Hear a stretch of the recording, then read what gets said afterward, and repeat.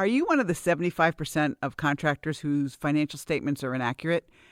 Find out. Click on the link in the show notes and you'll get a free P&L and balance sheet check. This is Contractor Sense with Ruth King. Welcome to Contractor Sense. Here you discover ideas, tactics, news, and information that matters to your contracting business and you. I'm your host, Ruth King. This episode is sponsored by Financially Fit Business. Get the business tool that makes your financial statements come alive. Turn your numbers into pretty graphs so you really know where your business is trending. Go to www.financiallyfit.business and get started today. Thank you for joining us. Here's how we will help your business and you. How many of you really like your answering service? If you do, I'd love an introduction. In my experience, most contractors put up with bad answering services because they can't find a good one. But what if AI could take over your after-hours calls, or maybe even all your calls? I got a demo of a system that does this. Tried to trick it and ended up impressed. And of course, the caller gets the option to simply leave a message if he or she doesn't want to talk with the AI agent. All right, where do you find this AI after-hours agent?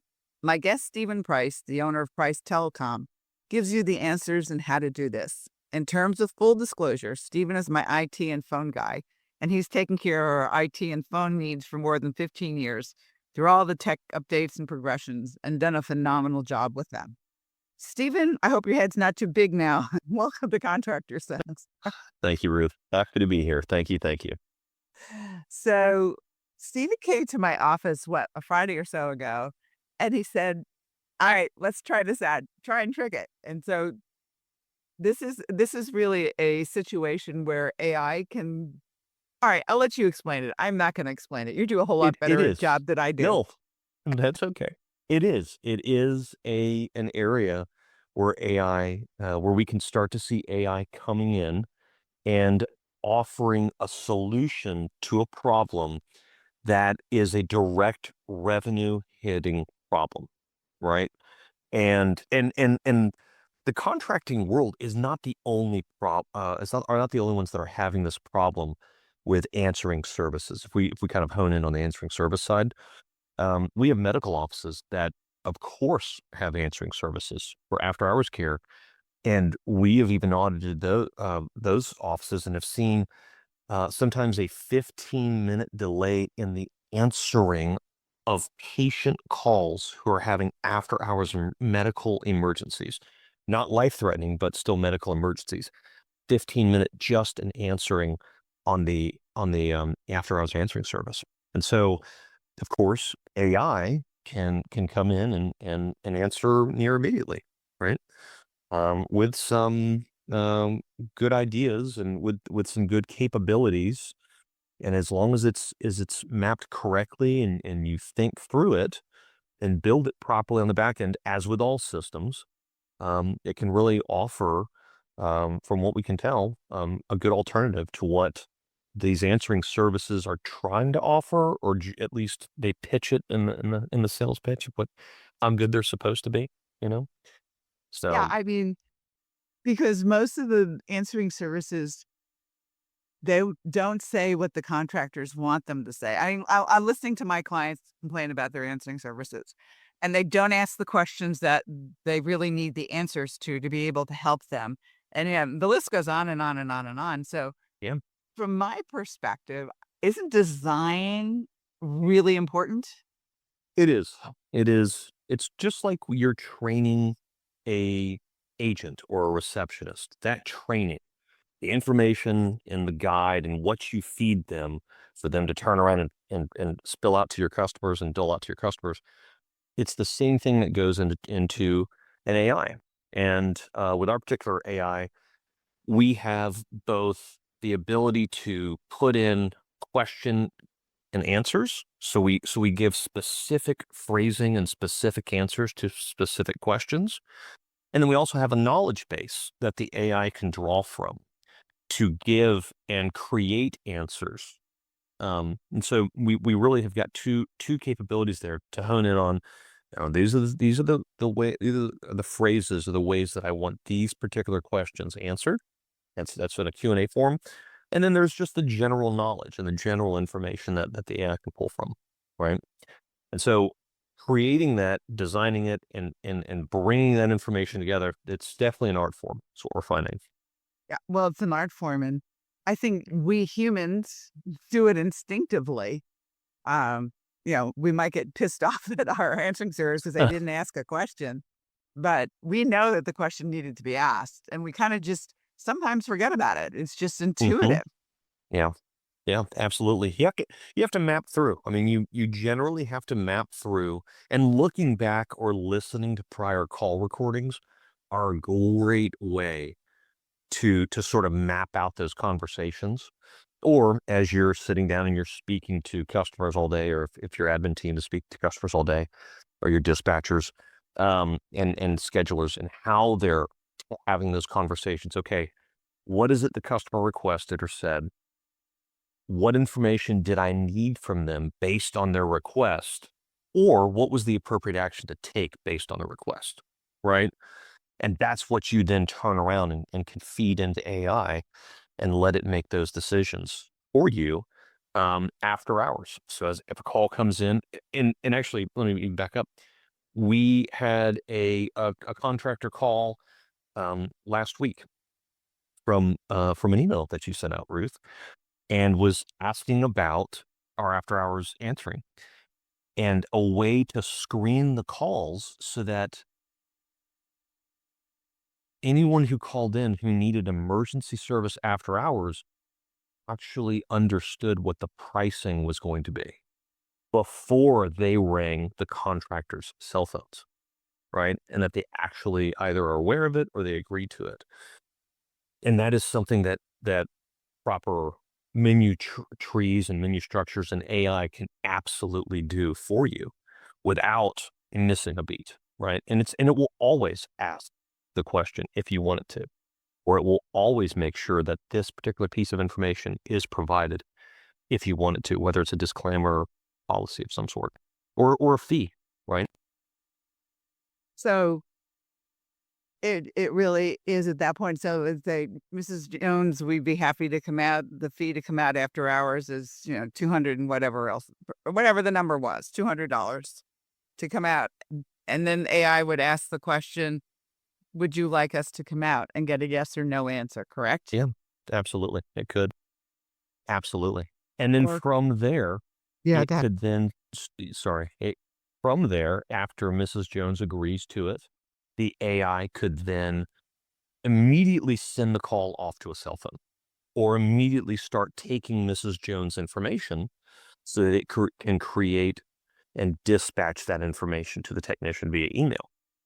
Or if Mrs. Jones declines the call, then we go into a different type of situation where, but we'd still love to come out and service your system during normal business hours. If we could just collect a little bit of information, we will we'll have a service request in first thing in the morning when our team comes in. They will have your service request on top of the stack, and we'll have someone reach back out to you to schedule it.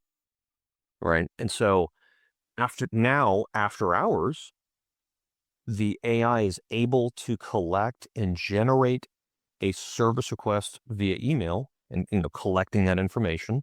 So it's able to collect the information from Mrs. Jones, provide any type of pricing information if you want to, and even verify that you know that you all or we all perform the appropriate work that she's looking for, if we want to, and sort of these pre-qualifiers, right? We can go through a list of pre-qualifiers to make sure they're the right one, but and then and then fire off that email, and just immediately now when your team comes in, they've got a fresh email on top of the stack where it's a new service call came in overnight, and that call isn't missed anymore.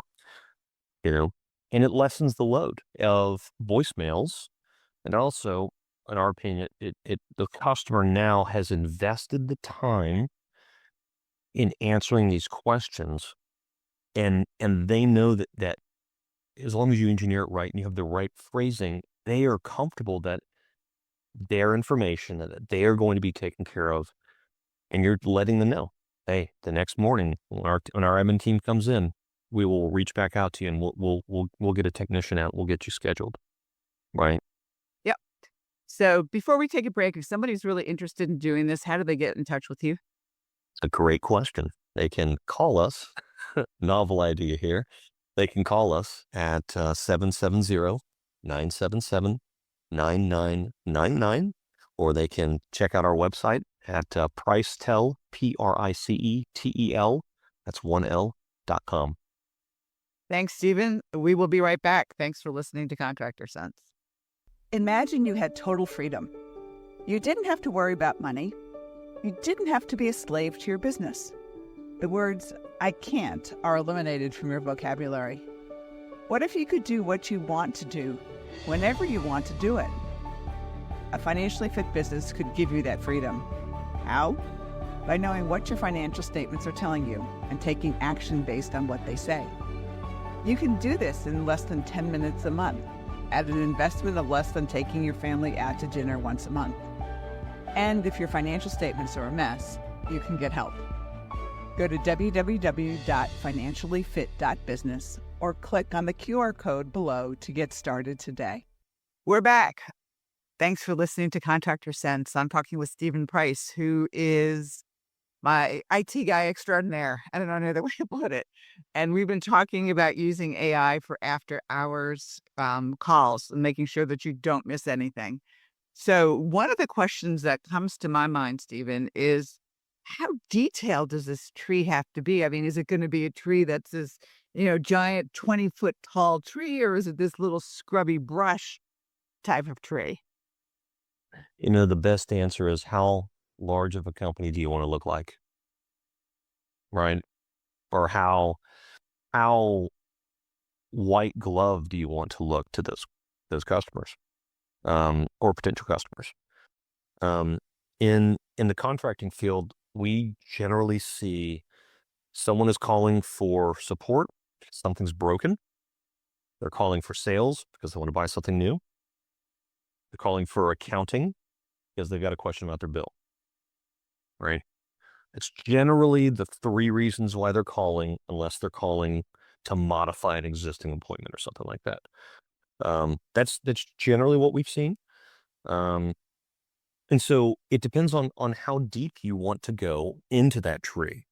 If you're trying to measure metrics, if you want to call for if you're a new customer calling for a service appointment or existing, and then you kind of go into those deeper trees because you want to know the metrics of new customer calls versus existing. But the meat and potatoes are, I'm calling because I'm having a problem. I'm calling because I want to buy something new for a new install, or some type of remodel on a home, right? Or I need to upgrade my system. And then, I've got a question about my bill, that sort of thing. That's what we see. And so that tree doesn't necessarily have to be that deep. If you keep it very simple, it generally gives the impression that you have different departments inside of your company, even if you're a one-man show, right? You're still triaging these calls, or allowing the caller to determine why they're calling, or to tell you why they're calling, so then you can better route these calls and better treat these customers or potential customers, right? Yeah, it's interesting because you talk about you can look very, very big in your, a 1 or 2, 3-person shop using this.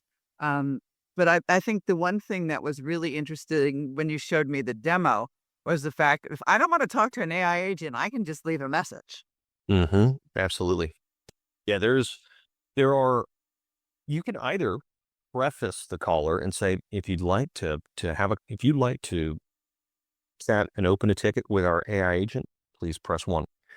And if you'd like to leave a voicemail instead for our team, please press 2. And you could give them that option. Or even better, if they are speaking with an AI agent by default, you're able to allow that user to say, nope, I don't want to talk to an AI. I'd like to talk to someone, or I don't want to talk to an AI. And then you can either route that to a different extension to talk to someone, or you could route that to a voicemail box that's out. You've reached the voicemail box for Lewis and Sons HVAC. Please leave a message. There's many different ways to design it. If you do it right, you design it where it is not insensitive to the caller's needs, and where it understands, which is a weird way to talk about AI, right? But where it understands, you know, I'm either having a problem right now and this is not what I need to go somewhere else, or I'm in too noisy of an environment, I can't talk to you, or I just don't want to talk to an AI agent. And all of those things you can program into AI, right? You don't have to force AI to collect information to someone. It's again, it's as you're designing this or as we design it for our customers, we really enjoy going in and listening and figuring out what their call flow will be so that we understand their business, we understand what the operations are and how they want their call flow to work. And also figure out what their customers are expecting when they're calling in. Once we kind of once we hone in on all of those things, then we've just got a killer design of the actual AI system versus just something that's thrown up and said, "Oh, well, this might work." Right? Yeah, that's not the idea. All right, let's assume that I'm listening to, to this podcast and going, all right, how long does this take and how much? Which are going to be the two questions that come up a lot. So the how long it takes, give us I know everyone it's like, how much does it cost to build my house? Well, you need a set of blueprints, right? That type of thing in order to give a really good answer to that question. But, from a standpoint of, okay, I call you on the phone and say, look, I'm really interested in using AI for my after hours call. What happens? Well, what we'll do is we have to go through and discuss, okay, what do you want it to do? Here are the things it can do. Maybe you have some desires of what you think you'd like it to do, or we can figure out if it can do some other things. But we need to understand what are the requirements of what this needs to be done, of what needs to be done.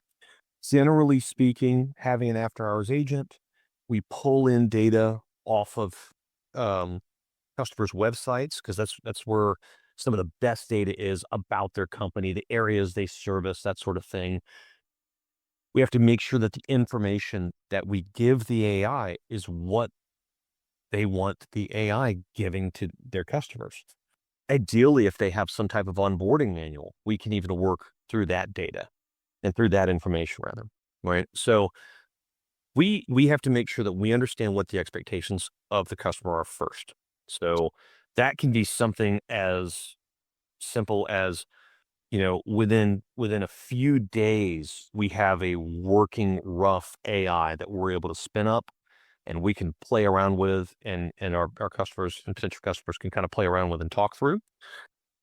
Or if it's something, extremely in-depth where we want the AI to handle the call after hours, the moment the caller comes in, then we've got a lot more information that we've got to make sure that we give it, and we've got to make sure that the routing and everything is really on point. So it can take anywhere from a few days to easily a couple of weeks to really get the proper data in where it's exactly what we're looking for so that AI can push through it and so we can watch live calls because it's not just a set it and forget it. It is absolutely we have to set it. We need to watch the calls come through and listen and look through the historical calls and make sure that your customers are absolutely getting taken care of, that we're not missing opportunities. And then from there, we roll through. So cost-wise, if we want to talk cost, generally speaking, we would need the phones on our platform, on our voice platform. So the phone system for offices, we generally want on our platform because that's where the AI is within that platform.